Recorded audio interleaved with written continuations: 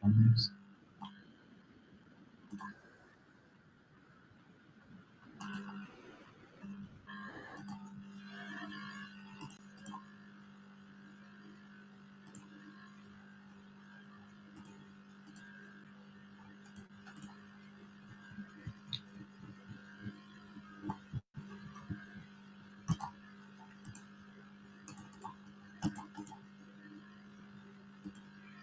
Ya este tema no falta mucho, pero para que se acuerden, lo importante de este tema es que tienen que saber diferenciar qué es una cistitis y qué es una pielonefritis.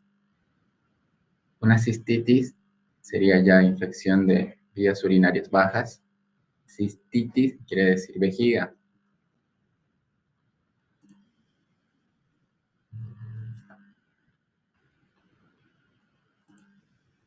Ya, pielonefritis quiere decir riñón. Es una inflamación de la pelvis renal. Entonces ustedes tienen que saber de la clínica, principalmente de cistitis y pielonefritis. Ahora, ¿cómo se puede diagnosticar? ¿Cuáles son las maniobras? Son el puño percusión de Murphy y la palpación de Gerard, no, de Giordano, perdón. Giordano y la puño percusión de Murphy. Si salen positivos ambos signos, nos indicarían pielonefritis. Son específicos de pielonefritis. Luego, característico de la pielonefritis es la fiebre. Importante. En la cistitis, mayormente no hay fiebre. Solo hay disuria, poliesquiuria, enesmo vesical, urgencia miccional. Y después, para confirmar estos diagnósticos, lo que tienen que saber es examen de orina, un urocultivo. Tienen que pedirlo cuando sospechen de una infección urinaria. Y esta tablita, que les voy a preguntar igual, porque para leer los exámenes o los resultados, te ponen así.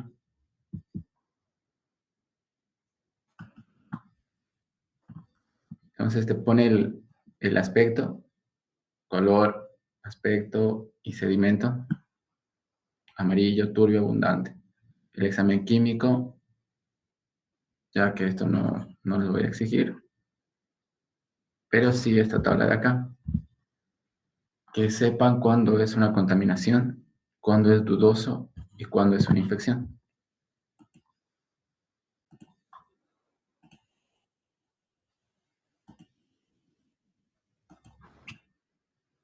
Entonces, esa parte tienen que saberlo.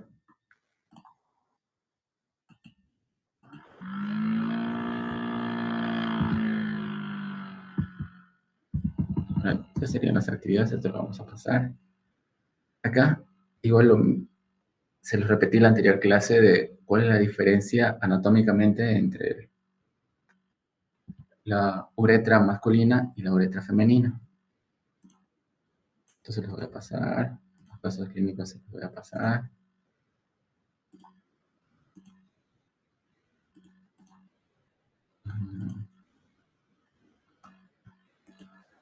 A ver, una infección urinaria, acuérdense, el 90% de infecciones urinarias puede ser por una Escherichia coli. Eso de base. Después, ya me dijeron que avanzaron ustedes con la doctora, todo de enterobacterias no fermentadoras. Entonces, igual hay bacterias que producen infección urinaria. Es importante diferenciar de las bacterias que me producen infecciones oportunistas y bacterias que son patógenas. Ya les expliqué la diferencia de oportunistas y patógenas. Entonces, lean esa parte de qué bacterias oportunistas producen una infección urinaria y cuáles son patógenas en sí, porque eso les voy a preguntar en el examen. Ahora los casos clínicos, les voy a poner que me pongan el agente etiológico, el diagnóstico y diagnóstico diferencial. Esos tres. Así que repasen las bacterias. No tienen que olvidarse las bacterias. Todo lo que avancen en teoría se les puede preguntar en práctica. Así van a ir practicando para su examen teórico. Ya entonces, ¿tienen alguna pregunta de este tema?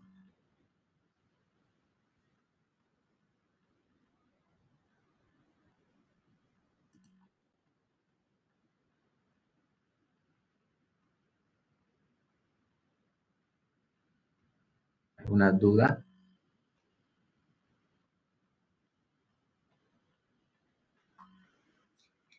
¿Cuáles son las tablas o cuáles son lo más principal que nos va a preguntar en el examen? Ahora les voy a hacer puro caso clínico. No les voy a poner preguntas. Y en el caso clínico tienen que poner el diagnóstico diferencial y tratamiento si es que les enseño tratamiento.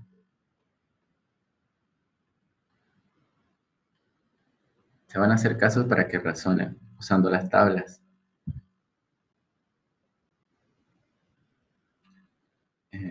Porque después su examen estaba fácil, la mayoría tiene buena nota. Y qué bien por su examen. ¿Ya ninguna otra pregunta sobre el otro tema? Para que pasemos al siguiente.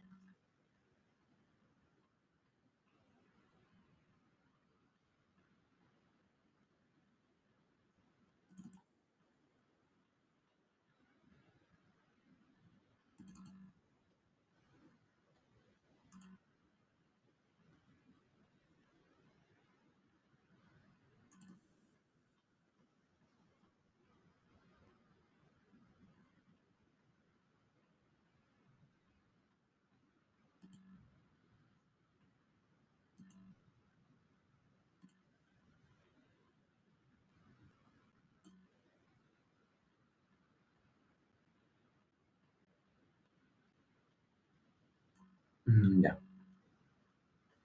Este tema de infecciones gastrointestinales es importante, porque aquí vamos a empezar a hablar sobre las diarreas. ¿Cuál es la importancia de la diarrea? ¿Cuáles son los síntomas y signos característicos? Creo que en este tema entra igual un poco de gastritis. ¿Ya avanzaron en el Helicobacter pylori o todavía no?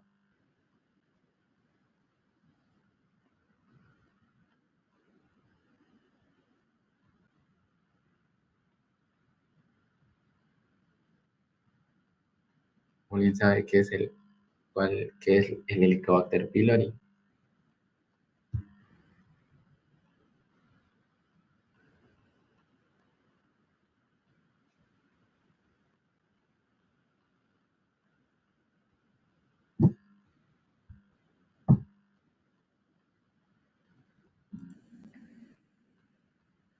Para empezar, tienen que saber qué es el aparato digestivo, dónde a dónde va.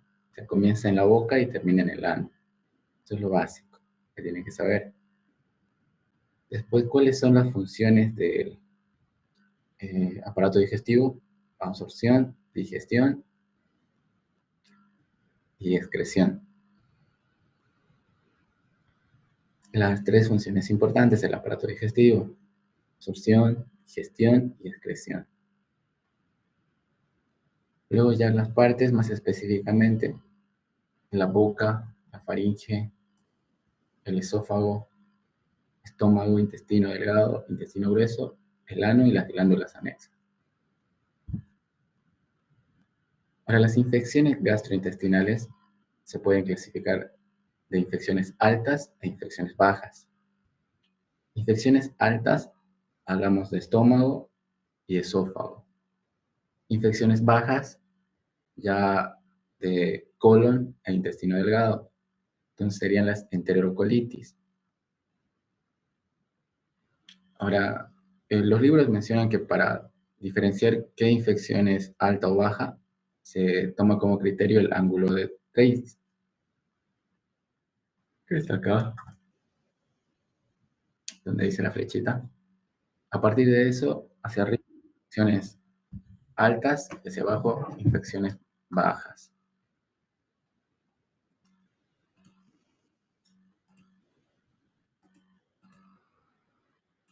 Y entonces es importante. Altas, esófago, helicobacter. Esófago y estómago, perdón. Bajas, intestino delgado, intestino grueso, incluso puede entrar el recto. Pero como el tema es de bacterias, solo vamos a ver las bacterias que producen infecciones. En altas, como ven acá, menciona el Helicobacter pylori. El Helicobacter pylori es una bacteria, es un bacilo gram negativo, que es importante cuando mencionamos el tema de gastritis aguda y gastritis crónica. El Helicobacter pylori es una bacteria muy, muy patógena. Tiene varios mecanismos de virulencia, produce toxina, produce enzimas. Una importante enzima que produce el Helicobacter pylori es la ureasa, que va a convertir la urea en amoníaco. Entonces, para hablar solo del Helicobacter pylori, es, es largo, pero lo tienen que entender porque la gastritis es muy importante, porque se lo va a preguntar en años posteriores. Entonces vamos a ver eso más adelante. El contagio de las infecciones va a ser oral. Como son bacterias, las bacterias pueden estar en las heces y las heces van a contaminar los alimentos principalmente, o puede ser a través de aguas contaminadas. El diagnóstico, el que nosotros vamos a pedir, es el coprocultivo, es identificar las bacterias en heces. Ahora lo que dice acá, en diarreas líquidas no se observan leucocitosis, mientras que en la disentería hay presencia de estos con predominio de polimorfonucleares. A ver. Ahora tienen que conocer el término disentería. El término disentería hace referencia a heces con sangre. Heces con sangre. Eso es importante, porque hay bacterias que producen un síndrome hemorrágico o una diarrea disentérica. De la diarrea disentérica hablamos de la shigella. Acuérdense, shigella, disentería. Y del síndrome hemorrágico, la Escherichia coli enteroinvasiva. Como ustedes ya saben qué es la Escherichia coli, como ya lo avanzaron, de la Escherichia coli tenemos varias cepas. Bueno, principalmente tenemos una oportunista y una patógena. La oportunista que va a estar dentro del intestino. Entonces, descartamos que esa Escherichia coli nos produzca diarrea, porque es microbiota del intestino. Pero hay Escherichia coli que son patógenas. Tenemos 5 tipos: enteropatógena, toxigénica, invasiva y la enterohemorrágica, creo. Me falta una más, no me acuerdo. O creo que son 4. Pero hablando de la Escherichia coli enteroinvasiva, es la que me produce el síndrome diarreico, urémico diarreico, que es lo mismo, heces con sangre.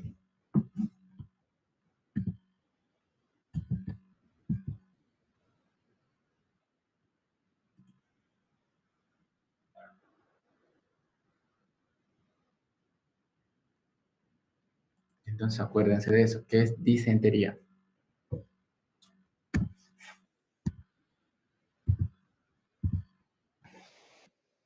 Ahora el coprológico, coprocultivo y el coproparasitológico. El coprológico es un examen directo de las heces.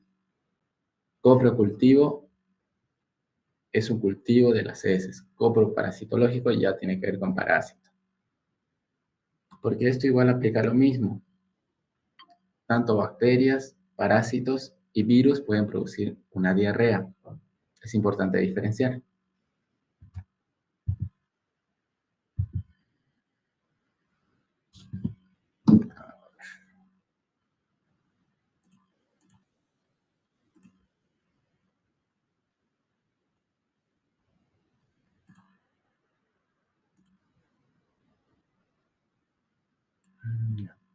Hay factores predisponentes, factores bacterianos, dosis infecciosa, adherencia, producción de toxinas, invasión de la mucosa. Acá tienen que acordarse todo lo que avanzaron en teoría de las bacterias enteropatógenas. Luego, si ya avanzaron en el Helicobacter pylori, Campylobacter, el Vibrio cholerae, todas estas bacterias pueden producir toxina, tienen enzimas que les va a ayudar a la adherencia o pueden invadir la mucosa. Ahora, los factores del huésped es que su flora esté normal, con un pH ácido del estómago, una motilidad intestinal e inmunidad. Estos son factores buenos. Lo contrario sería una flora anormal, el pH ácido del estómago esté alcalino, que no haya una motilidad intestinal, que haya una obstrucción intestinal y que la inmunidad esté baja. Acuérdense de eso. Todo paciente inmunodeprimido puede tener diarrea. Igual es importante que se acuerden estos temas de prebióticos, probióticos, porque son de mucha importancia a la hora del tratamiento.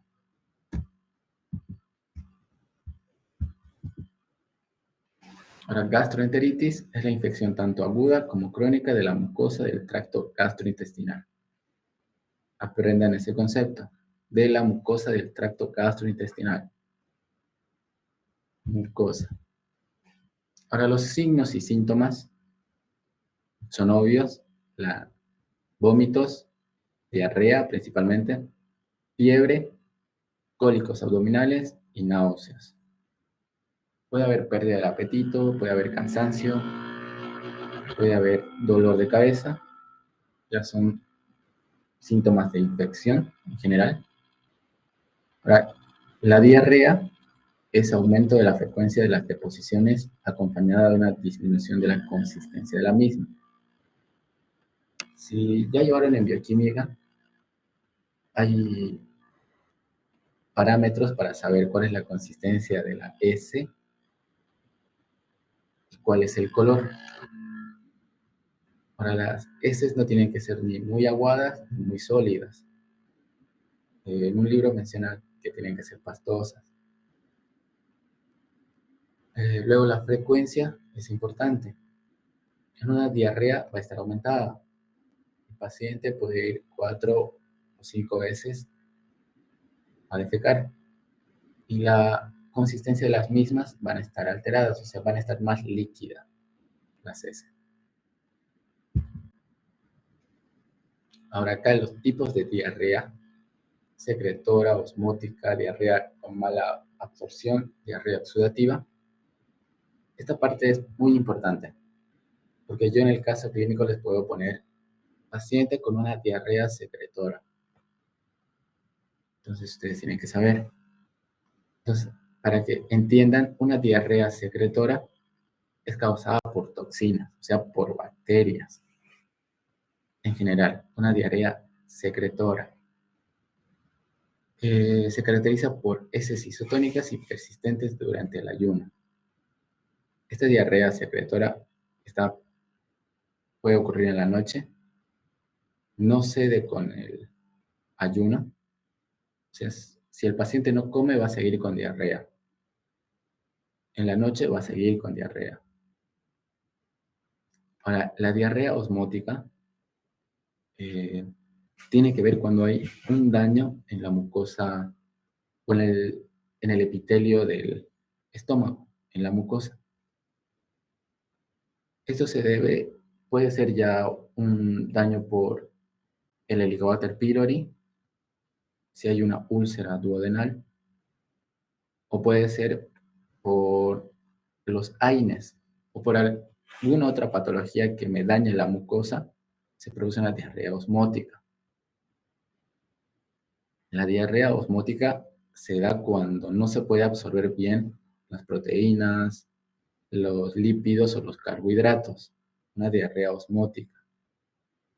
Entonces, si se da cuando no se puede absorber los macronutrientes, cuando yo deje de comer o cuando esté en ayunas, va a parar esta diarrea. En la noche también para porque el paciente no come de noche mayormente. Entonces serían las dos diferencias.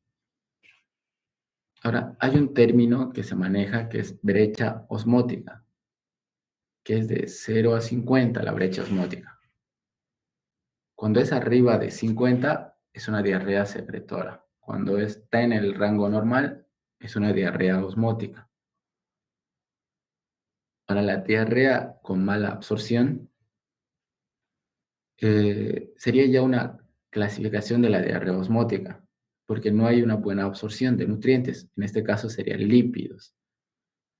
Cuando hay lípidos en las heces se conoce como esteatorrea.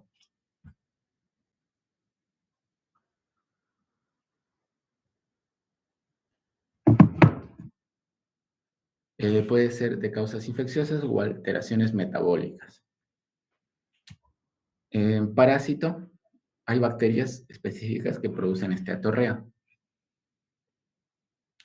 De bacterias, en sí no hay alguna bacteria que te produzca esteatorrea.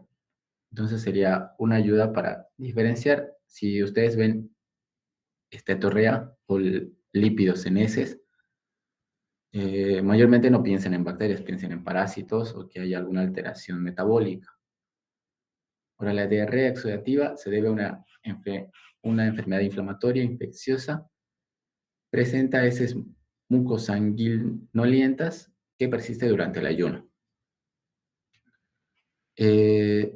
Acá el término igual puede ser disentería, heces en sangre. Cuando haya sangre en las heces es una diarrea exudativa. Antes que me olvide, de la diarrea secretora, la que tienen que conocerla sí o sí es la enfermedad del cólera, por el Vibrio cholerae, que se llama la bacteria, que produce una diarrea característica. Una característica es una diarrea como agua de arroz, es una diarrea blanca del cólera.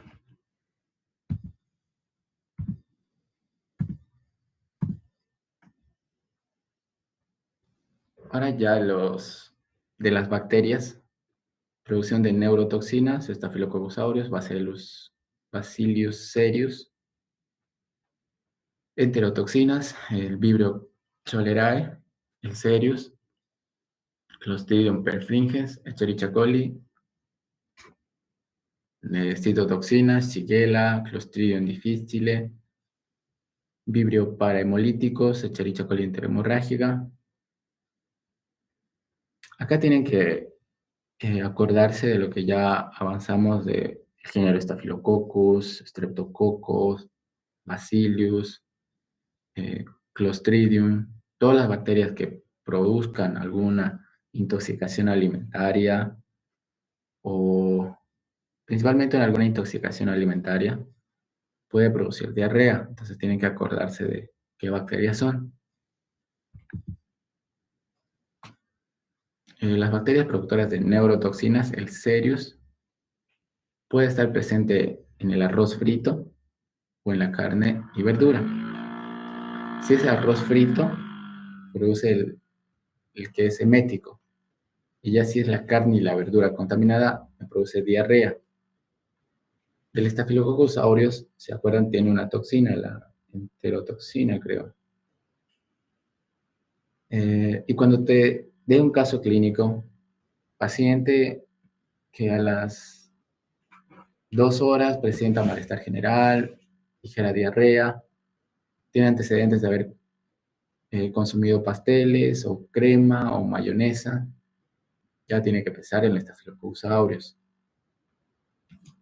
Del Staphylococcus aureus, su intoxicación alimentaria es rápida, es menor a las 6 horas.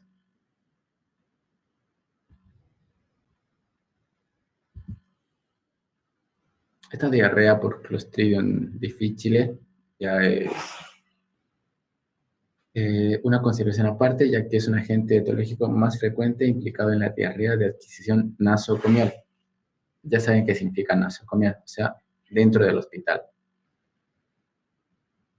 Es un bacilo gram positivo, esporulado y anaerobio, estricto, que ocasiona un amplio espectro de gravedad, desde cuadros autolimitados de diarrea acuosa, o pueden producir incluso una enterocolitis.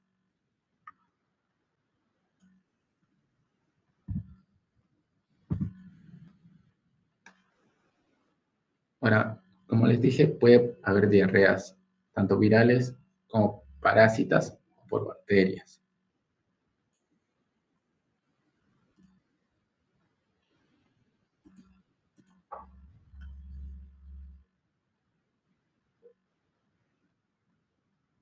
Pero las principales que tienen que saber son las que ya avanzaron. Escherichia coli, Shigella, Campylobacter, Staphylococcus aureus, Vibrio cholerae, el Clostridium perfringens, Bacillus cereus.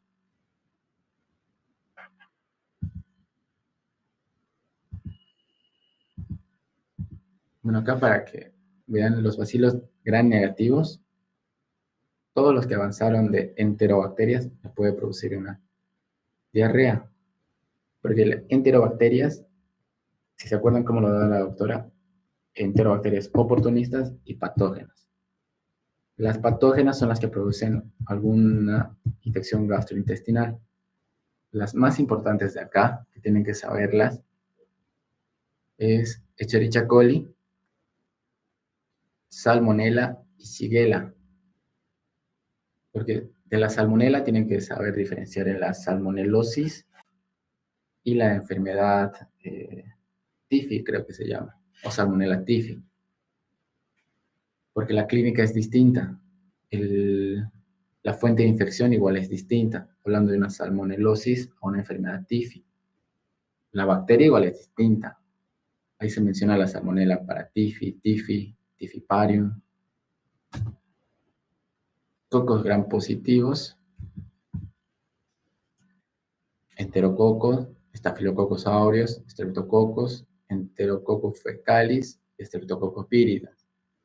El Enterococcus fecalis está de más, porque el Enterococcus fecalis es microbiota del intestino, así que no va a producir una diarrea.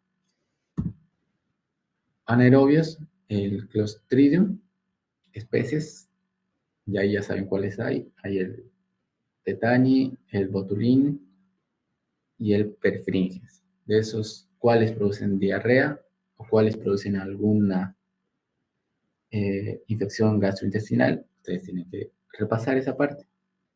Pero sería el Botulín y el Perfringens, para que se acuerden.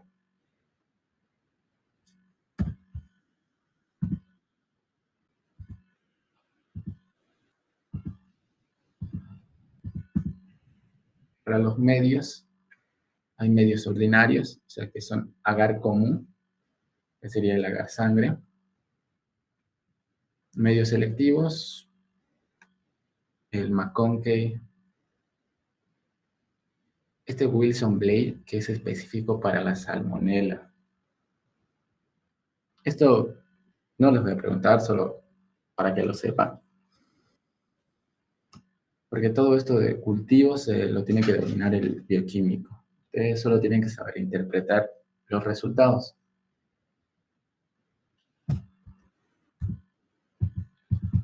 Y entonces paso después acá. Acá está, esta tablita parece complicada, pero no es complicada, solo es entenderla. Te habla de la Escherichia coli, de los serogrupos de la Escherichia coli. Si se acuerdan, la doctora habla de una diarrea del viajero, una diarrea del infantil, cuáles producen diarrea infantil, diarrea del viajero. Entonces acá está Escherichia, las iniciales son 5, Escherichia coli heteropatógena, Escherichia coli enterotoxigénica, Escherichia coli enterohemorrágica, Escherichia coli enteroinvasiva, y la última no me acuerdo cuál es. ¿Quién sabe?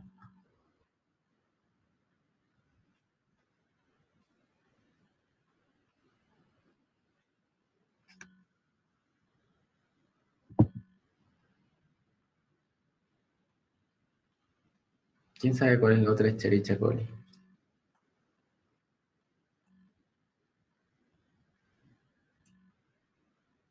Escherichia coli enteroagregativa. Es entero agregativo. Aquí está, esta tablita tienen que saberlo, porque te dice qué tipo de diarrea produce. Algunas producen secretoras, otras inflamatorias, y otra una persistente y aguda. Las edades, igual importante, algunas en lactantes, mayores de 5 años, todas las edades. Tienen que saber su factor de virulencia, que eso ya sabe de la Escherichia coli, que tiene enzimas, puede tener una toxina termolábil, menciona la teoría. La distribución geográfica, no les voy a preguntar, ni lo revisen, no importa mucho. La codificación de virulencia tampoco, solo quiero que sepan la edad a la que afecta, el tipo de diarrea y el factor de virulencia. Y anótense esto, quién produce la diarrea del viajero y la diarrea infantil, esas dos. Eso sí les voy a preguntar. Y en caso clínico. Así que tienen que saberlo porque no se los voy a poner opciones.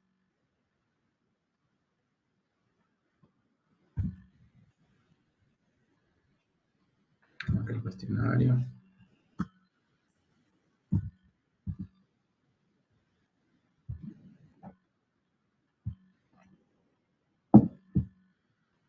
Aquí te habla del síndrome hemolítico urémico, que produce una anemia hemolítica microangiopática. Puede producir una insuficiencia renal, te produce una plaquetopenia. Entonces, lo importante que sepan ustedes es quién produce este síndrome hemolítico urémico. Entonces sería la Escherichia coli entero-hemorrágica.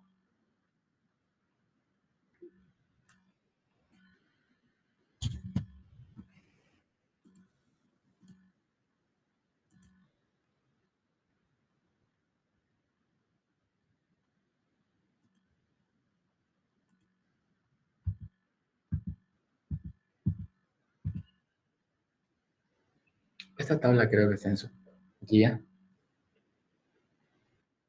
De la localización de la infección, las características clínicas. De acá igual les voy a preguntar. Hartísimo. Tienen que saber, ya les dije, el tipo de diarrea que produce. Si es una intoxicación alimentaria, la fiebre tifoidea, una diarrea crónica, una hepatitis. Una hepatitis está de más, pero tienen que saber una gastritis crónica, como es el dolor gástrico abdominal por Helicobacter pylori. Una intoxicación alimentaria, tracto gastrointestinal superior, principalmente náuseas, vómitos con poca diarrea, es de inicio rápido. Es ni bien comes, te intoxicas, y ya puede presentarse una ligera diarrea, pero principalmente náuseas y vómitos. ¿Qué bacterias pueden producir una intoxicación? Staphylococcus aureus, Bacillus, Clostridium, los que ya conocen. Ahora, para que aprendan a diferenciar, yo les voy a poner algún síntoma característico de alguno. El Staphylococcus aureus puede ser el periodo de incubación, o pueden ser los alimentos, ya que no van a ser los mismos. Del perfringes, ¿cuál es la vía de infección de una intoxicación alimentaria? ¿Cuál es la fuente de infección del perfringes?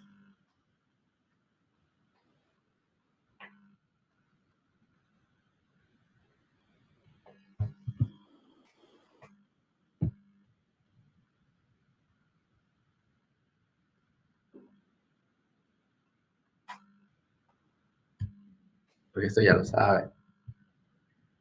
Ya avanzaron en teoría, ya dieron examen.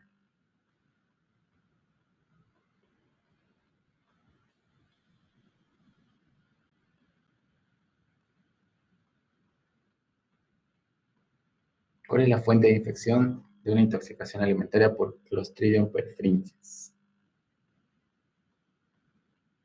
Valverde, Sebastián.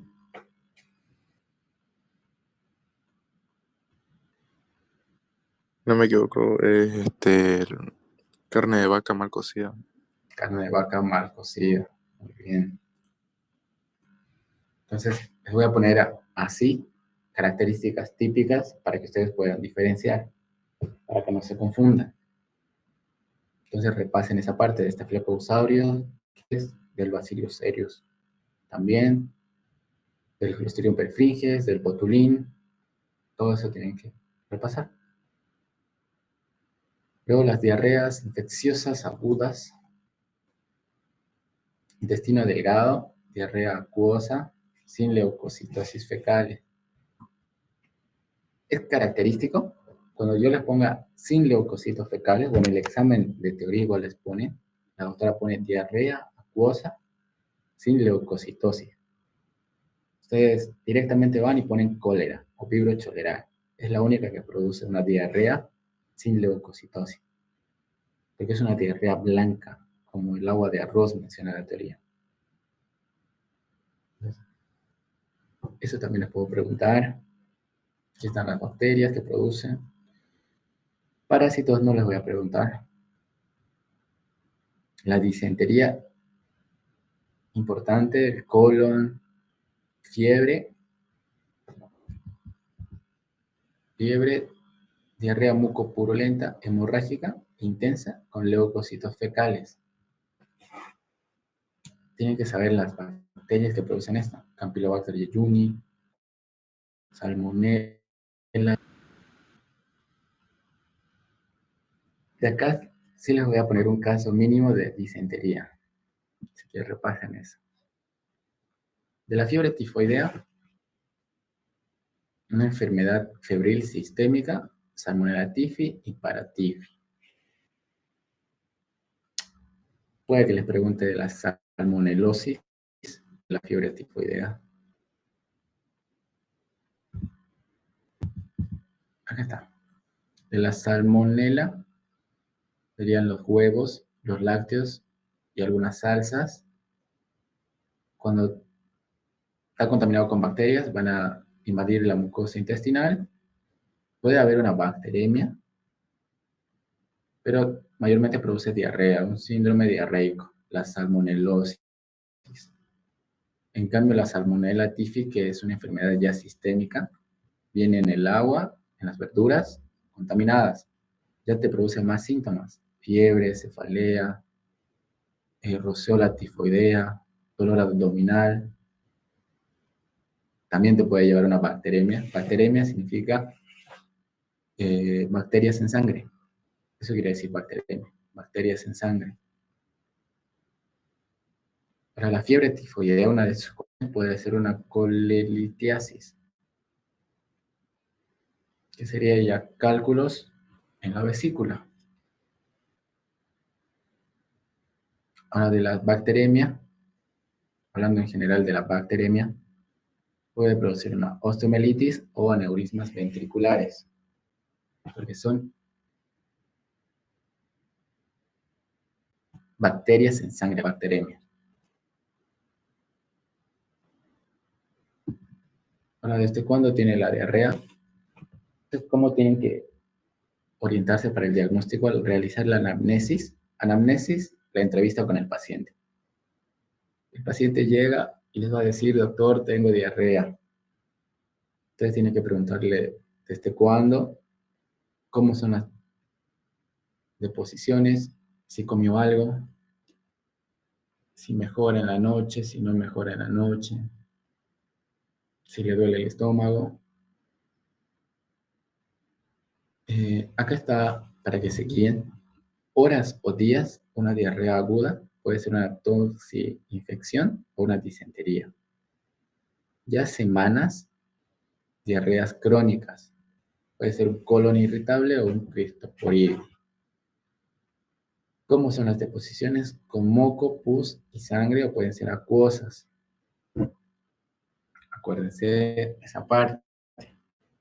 Acuosas Acuosa es lo mismo que decir secretora, para que no se confunda.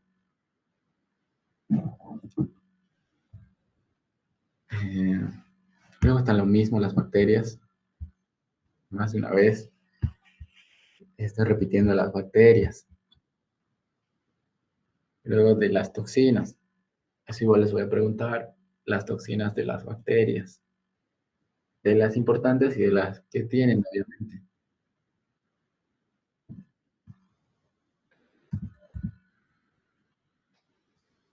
Acá está, se iniciaron tras alguna comida.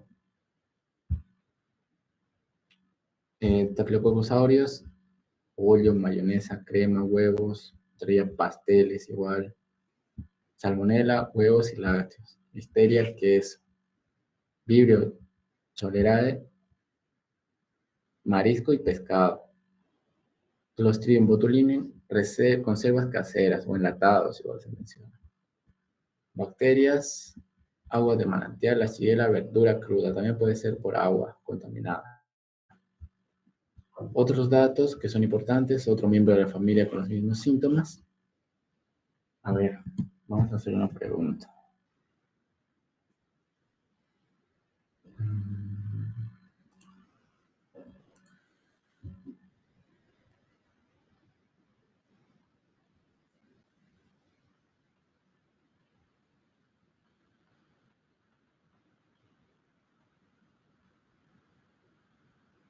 Ahora, Analía Camacho.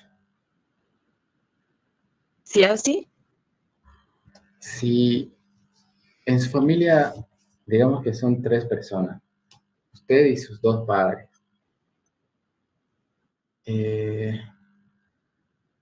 las 3 personas presentan diarrea, pero primero presentó el padre, después la madre y después usted. ¿Qué pensaría que sería el origen de la diarrea? ¿Bacteriana, viral o parasitaria?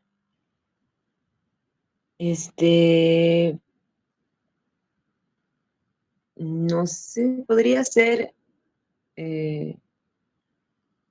parasitaria.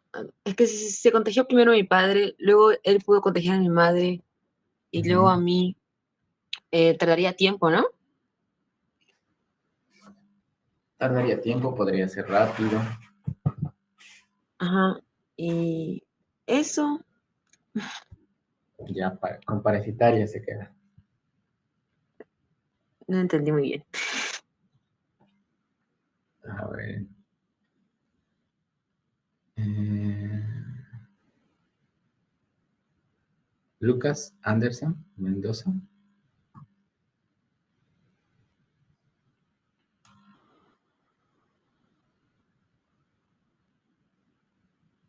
O Nicole Limpias.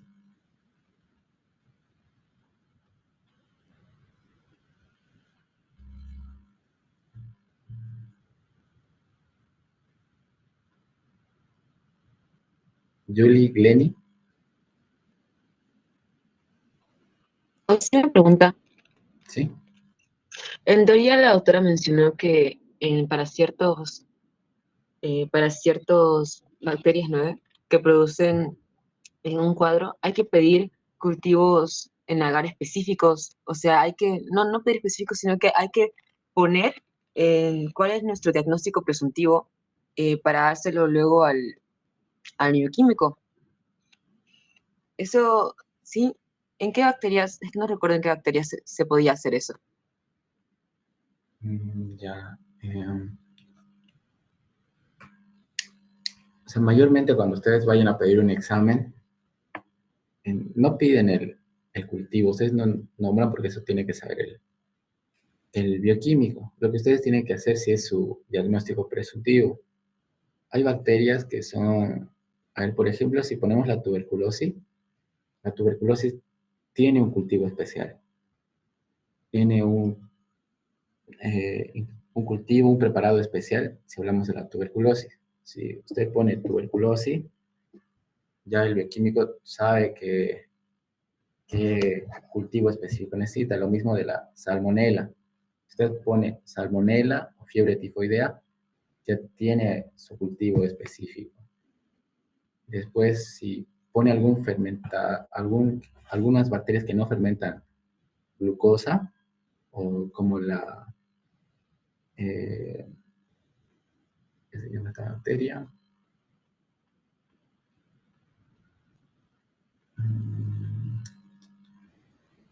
Se me fue el nombre, pero la Pseudomonas aeruginosa puede tener igual su cultivo. Lo que usted tiene que hacer es sí poner su diagnóstico presuntivo, porque eso le ayuda mucho al bioquímico. Pero ya de saber específicamente qué cultivo pedir, no, usted no va a en los exámenes se pone cultivo, diagnóstico presuntivo, ¿por qué? Y la muestra. Está bien, no, sí, gracias. Ya, ahora de la pregunta que les hice, primero se contagió el padre, después la madre y después, digamos, el hijo. En este caso, descartaríamos que fuera una diarrea por bacterias, porque si fuera por bacterias tendrían que haber comido algo los tres y ya presentarían al mismo tiempo, si fuera una intoxicación. En este caso podría ser o parasitaria o viral.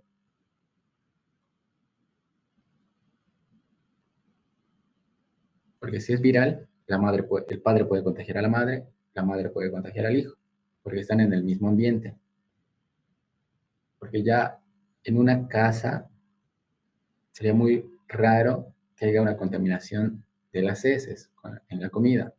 Más que todo esa contaminación de heces con comida se da en el campo.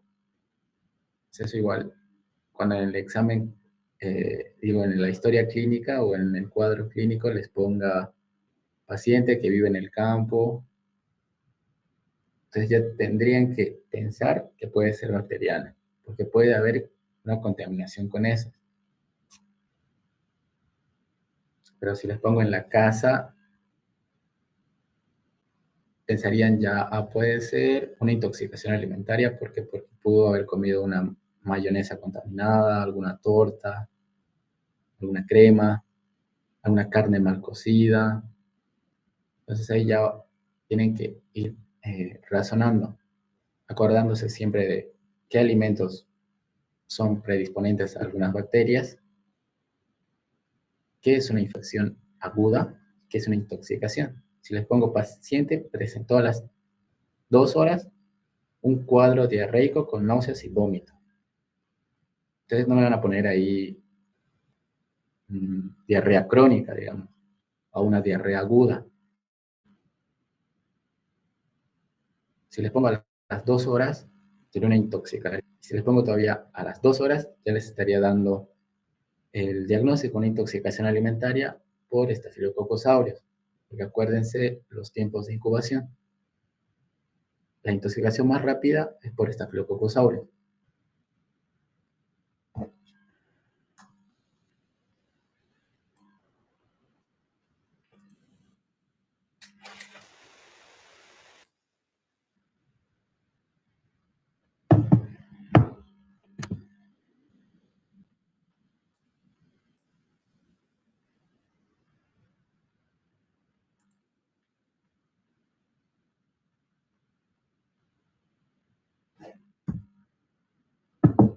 Aquí está lo que les decía.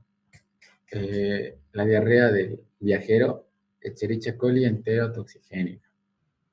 Hay factores predisponentes a algunos agentes. Aquí te dice a los viajeros, Escherichia coli enterotoxigénica. Al uso de antibióticos, Clostridium difficile. A inmunodeficientes, patógenos, oportunistas.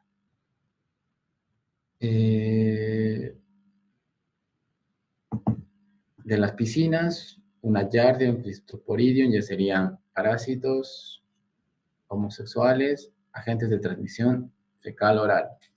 Acá pueden ser igual bacterias o pueden ser virus. Alimentos expuestos a las temperaturas del ambiente por hongos o periodos con mala higiene, Salmonella, Campylobacter, Shigella, Escherichia coli.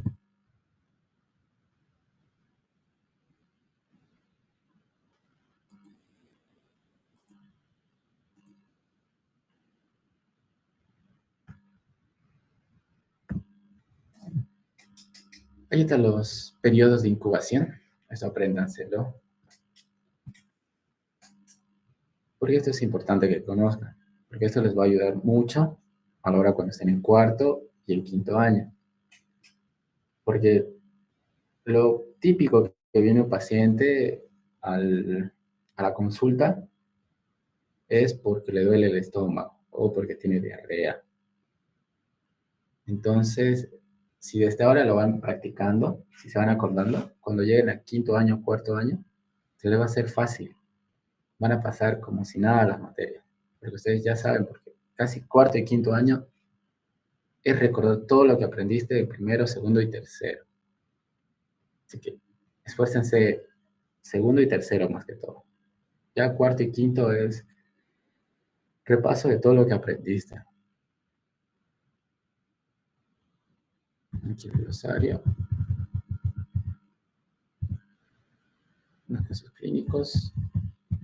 Esto se los voy a pasar. Acá. Aquí están los síntomas.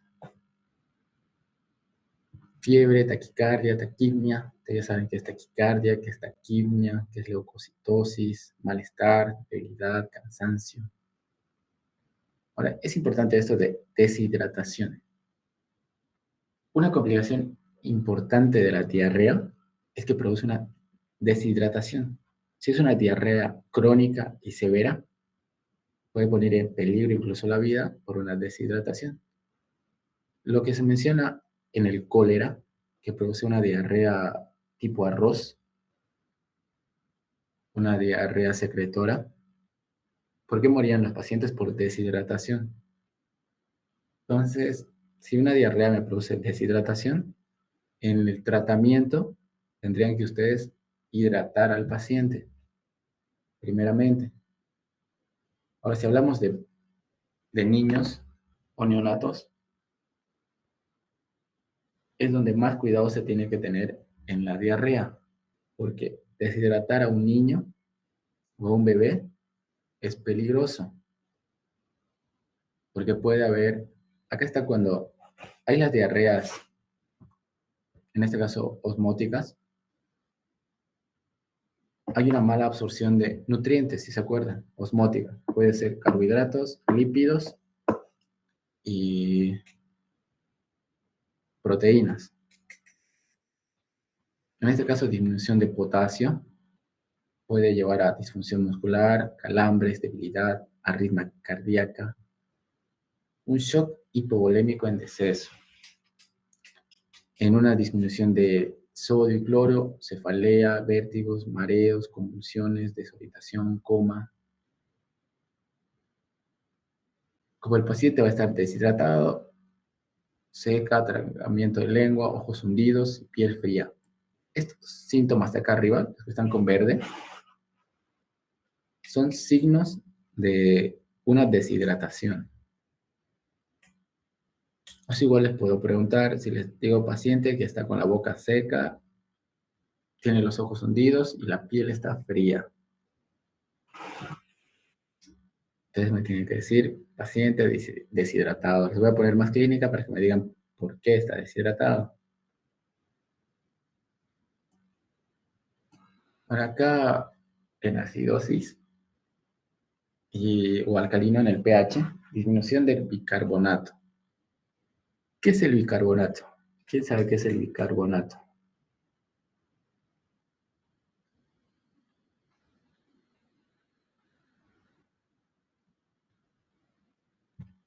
¿Qué hace el bicarbonato?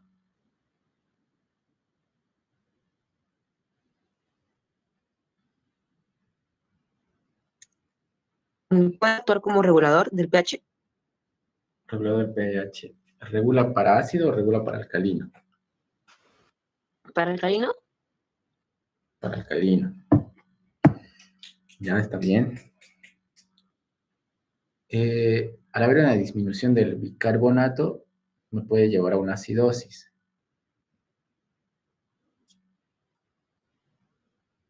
Porque el bicarbonato es un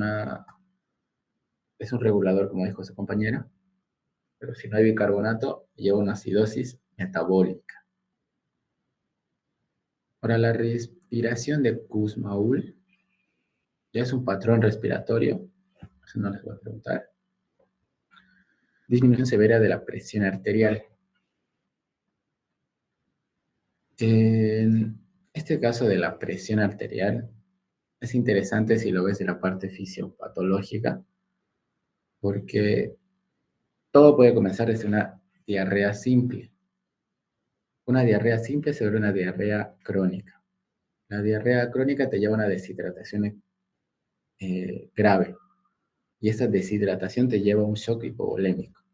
Shock hipovolémico quiere decir que no hay sangre, mayormente. Hipovolémico, que está mal la volemia, y un shock hipovolémico. Entonces, ¿qué hace el cuerpo para compensar esta pérdida?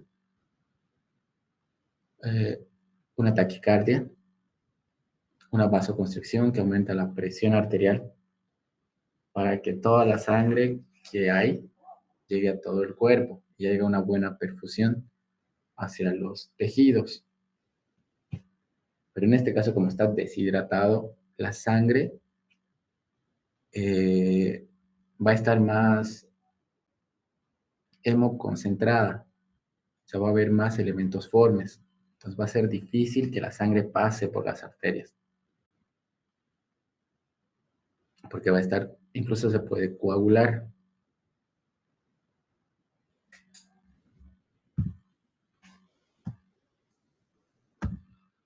Entonces los paso, el caso clínico 2.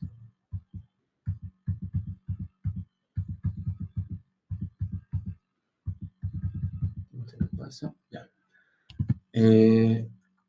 Vayan escribiendo sus nombres en los comentarios, su nombre completo.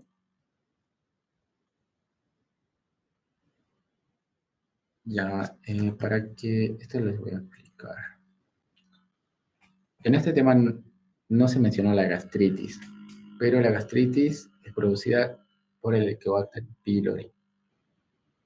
Ya les dije que el Helicobacter pylori tiene enzimas, tiene toxinas.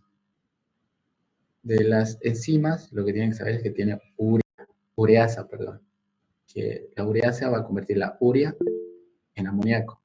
¿Qué hace este amoníaco? Va a alcalinizar el pH del estómago. Y al alcalinizar el pH del estómago, va a crear un ambiente para que esta bacteria pueda vivir.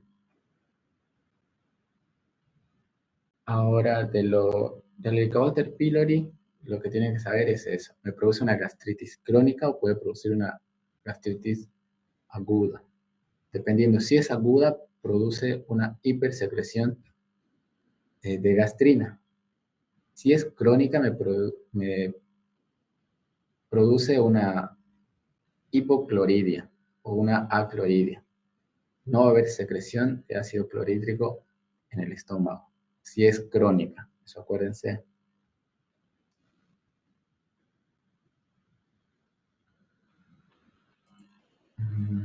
Ya, si están, todos se anotaron, todos mandaron, bueno, los que estaban atentos. ¿Ya tienen alguna pregunta de este tema?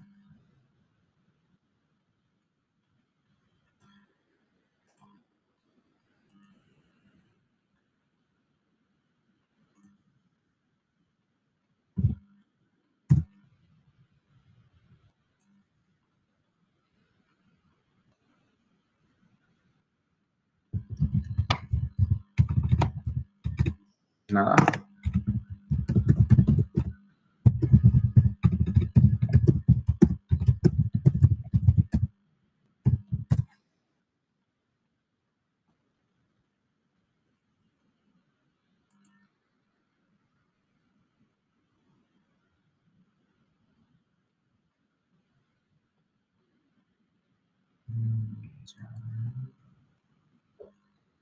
Llenen sus guías. Cualquier rato la doctora les revisa porque es el único grupo que no ha revisado. No creo que la doctora diga nada. Temprano. Chicos, todo está claro. Ni una duda de este tema.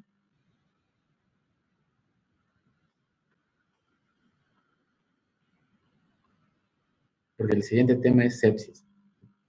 Es un poco más complicado. A ver. Sepsis.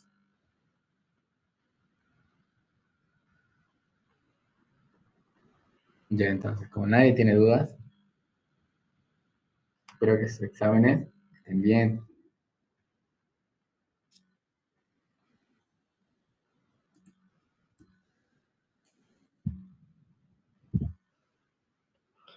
O si puede confirmar cuándo es la fecha del examen con la doctora.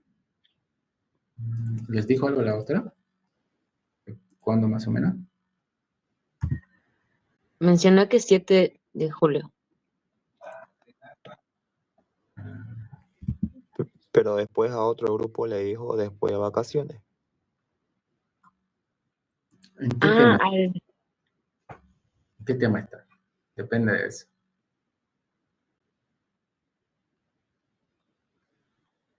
Es que como ayer no hubo clase igual, no recuerdo.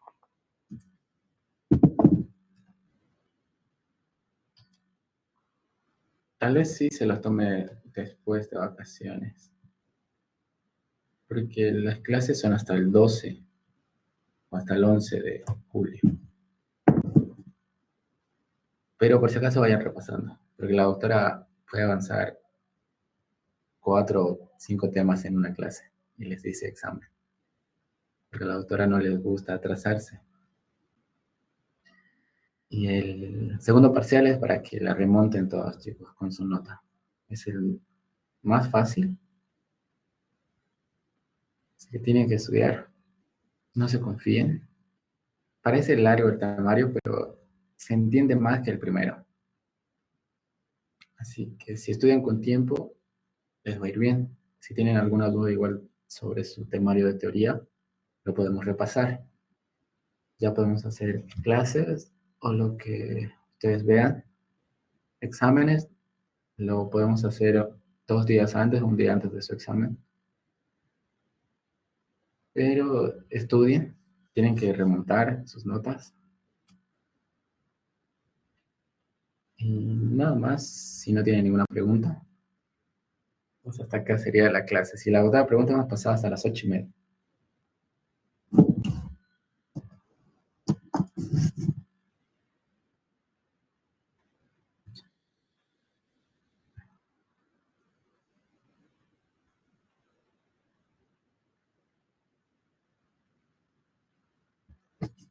Entonces eso sería todo, chicos. Se pueden ir retirando.